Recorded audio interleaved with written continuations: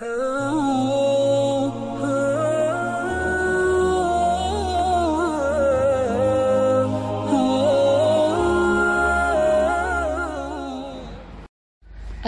alaikum wa rahmatullahi wa barakatuhu. I hope you're all well. My best wishes for all of you. Today we will be continuing with Surat al Asr. We had done the first two ayat and we were discussing about success and failure.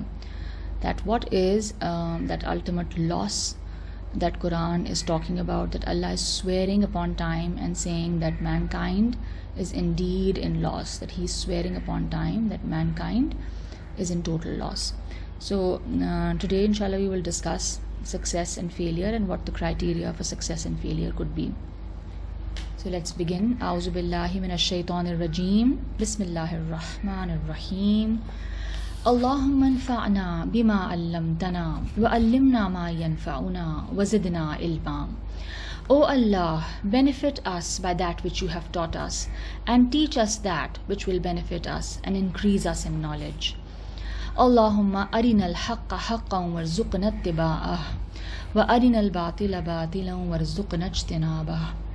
O Allah, show us the truth as the truth and give us the ability to follow it, and show us the falsehood as the falsehood and give us the ability to avoid it.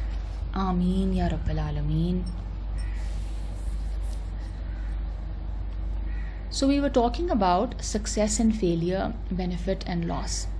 First of all, like we discussed in the last class, when we concluded the last class, we spoke about and the fact that we have to determine what is the criterion for success and failure, or what are the criteria for benefit and loss.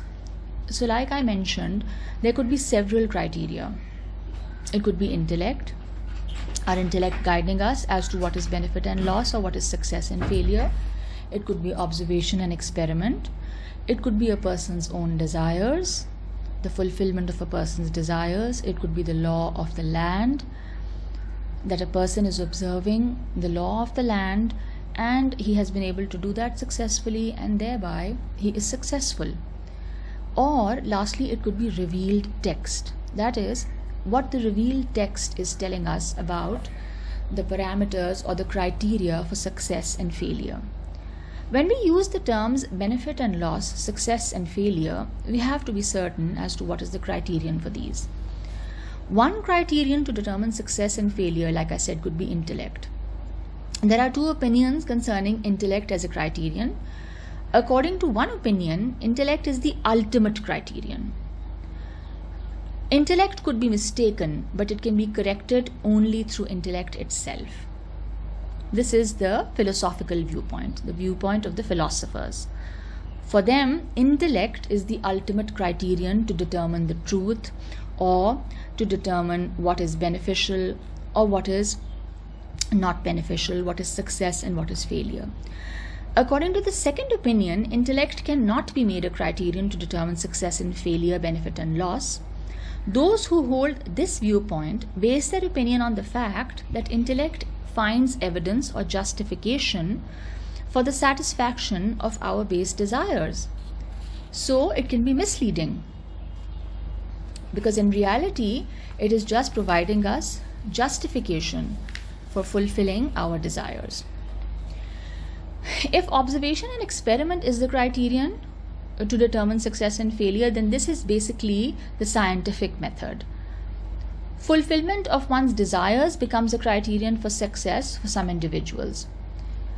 I mean, for them, just being able to fulfill a certain desire or some desires of theirs is the ultimate criterion for success. So if they're able to fulfill their desires, then according to their standard, they're successful. For some others, observing the law of the land becomes criterion for benefit and loss, success and failure.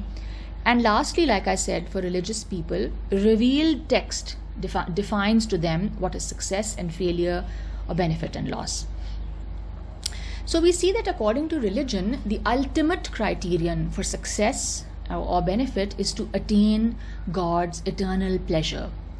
So for example, according to observation and experiment, consuming pork is beneficial and there is no observable harm.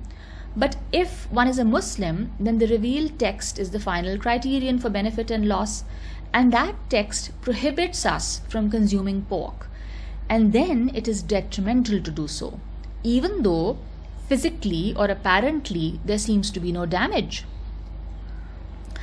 Similarly, if fulfilling one's desires is the criterion for success, then if such a person is able to fulfill one's desires through theft or cheating, this would be success for such a person, because he or she was able to fulfill their desire and their intellect will justify it for them. But here again, like I said, the revealed text condemns these acts. It condemns theft and cheating and terms these acts immoral and a failure. This fact has been stated in ayat number 219 of Surah Al-Baqarah. يَسْأَلُونَكَ عَنِ الْخَمْرِ وَالْمَيْسِرِ قُلْ فِيهِمَا إِثْمٌ كَبِيرٌ وَمَنَافِعُ لِلنَّاسِ وَإِثْمُهُمَا أَكْبَرُ مِنْ نَفْعِهِمَا وَيَسْأَلُونَكَ مَاذَا يُنْفِقُونَ قُلِ الْعَفْوَ كَذَلِكَ يُبَيِّنُ اللَّهُ لَكُمُ الْآيَاتِ لَعَلَّكُمْ تَتَفَكَّرُونَ. They ask you about wine and gambling. Say, in them is great sin and yet some benefit for people, but their sin is greater than their benefit. And they ask you what they should spend. Say, the excess beyond needs. Thus Allah makes clear to you the verses of revelation that you might give thought.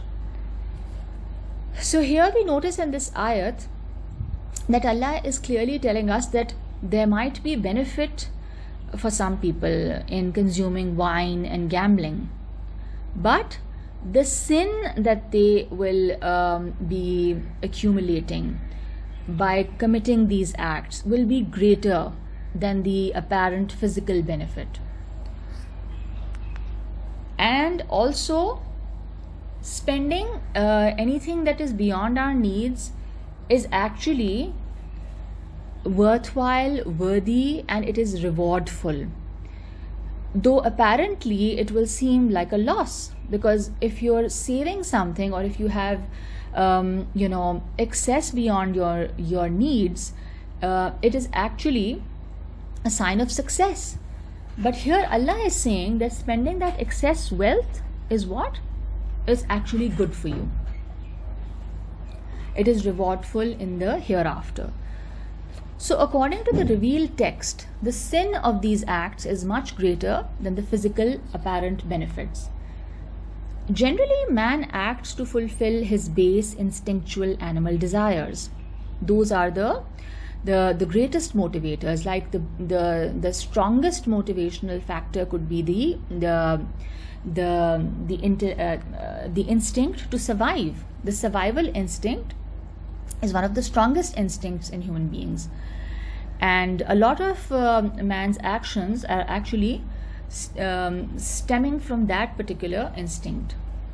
The desire to have children, the desire to procreate, the desire for fame, recognition, etc., etc. It's all based on it's all coming from the survival instinct. And alongside these instinctual desires, man has intellect as well. And if there are no restrictions placed on man's behavior, then these strong instinctual urges can cause massive anarchy and destruction in society. So that we notice that the difference between jungle and civilized society is precisely that in a civilized society there are laws and restrictions imposed on man's behavior.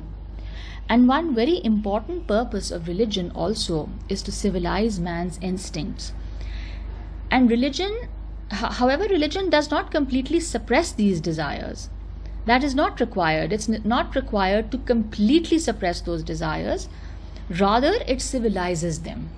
It gives them a channel or a way of expression or fulfillment which is not harmful to the others in society. This is also called purification of the self, tazkiyah-e-nafs, which Quran emphasizes upon so much. So in this ayat, Allah says that indeed mankind is in loss.